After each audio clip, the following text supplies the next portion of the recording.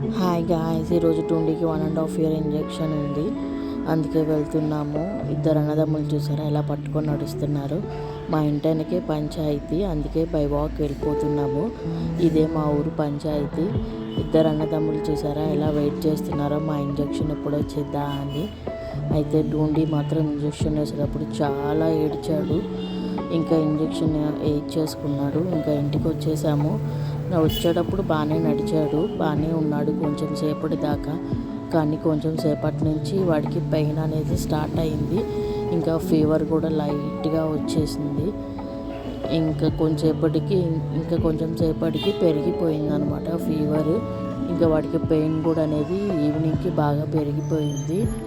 ఇంకా అది చాలా వాసిందనమాట కాలు అనేది. వాళ్ళు ఆల్రెడీ చెప్పారు, కానీ ఇంకా ఎక్కువ వాసిందనే ఫీలింగ్ అయితే వచ్చింది.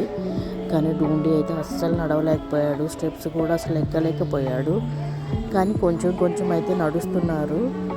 వాళ్ళు చెప్పారనమాట, నడిపించకుండా ఉంటే మళ్ళీ 3 days దాకా నడవడు, కొంచెం నడిపిమని చెప్పారు. అందుకే నడిపిస్తున్నాం మేము.